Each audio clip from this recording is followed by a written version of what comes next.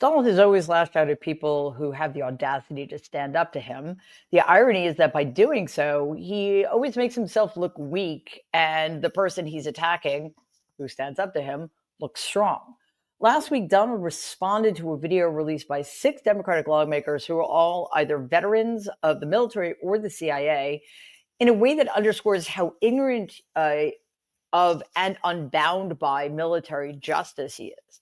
In the video, the 6 sought to remind active duty service members of their duty to refuse illegal orders, which, according to the Uniform Code of Military Justice, Law Article 92, applies to any order that, quote, violates the Constitution, U.S. laws, or military regulations, and it directs a service member to commit a crime or unethical act, unquote. That seems fairly uncontroversial to me. Like, I don't know why anybody, especially the commander-in-chief, would have a problem with anybody telling active duty service members that they should not carry out illegal orders, unless, of course, you're Donald Trump. In response to the video, he put out a series of dangerous posts on his failing social media site that make it clear he not only has no problem giving illegal orders, but he fully expects them to be obeyed. The first of these posts read, quote, "It's called seditious behavior at the highest level. Each one of these traitors to our country should be arrested and put on trial. Their words cannot be allowed to stand. We won't have a country anymore. An example must be set," unquote.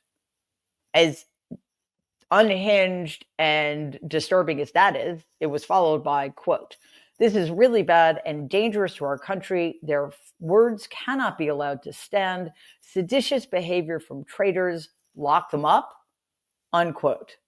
Yes, a favorite catchphrase, but much worse, he ended his tirade with this, quote, "Seditious behavior punishable by death," unquote.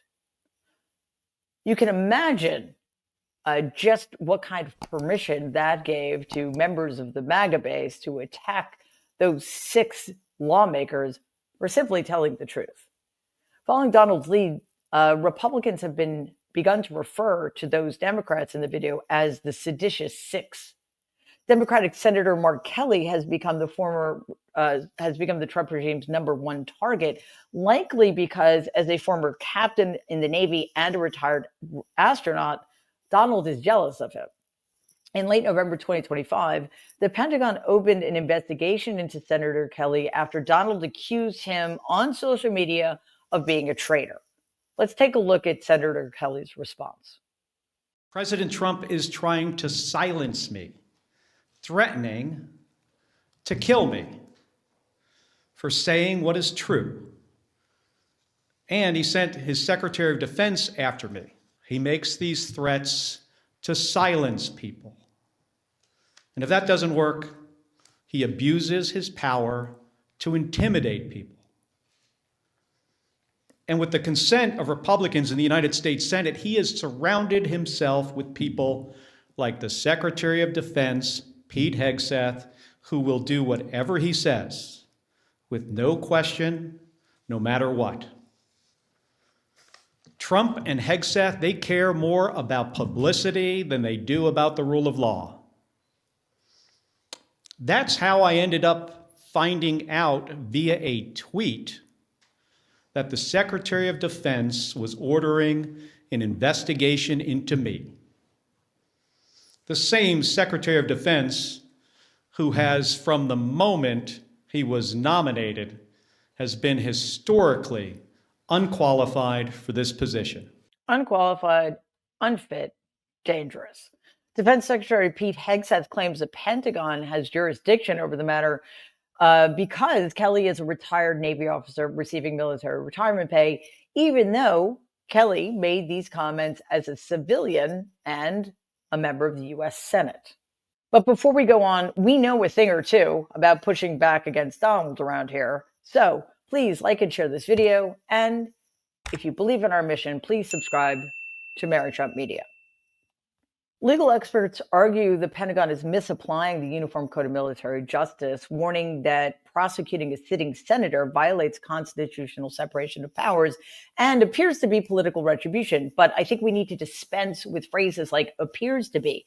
It is political retribution, And of course, it violates the constitutional separation of powers because the Trump regime has been doing that since day one, largely with the help of the corrupt fascist Republicans in Congress.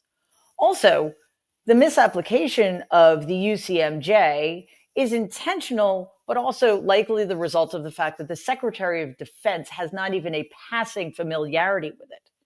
Most analysts expect any court-martial attempt to collapse quickly and will likely be dismissed outright or end in acquittal because Kelly's statements accurately described the law and were fully protected civilian speech. However, the damage will have been done because enough people will actually think that 6 sitting members of Congress, all of them Democrats, were somehow breaking the law or disrespecting the military.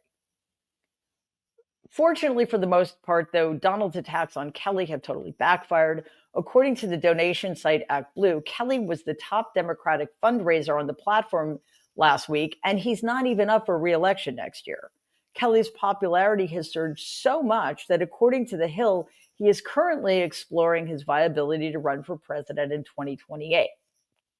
Now, none of us should have needed more evidence of what an effective strategy against Donald's attacks are, but we now have it.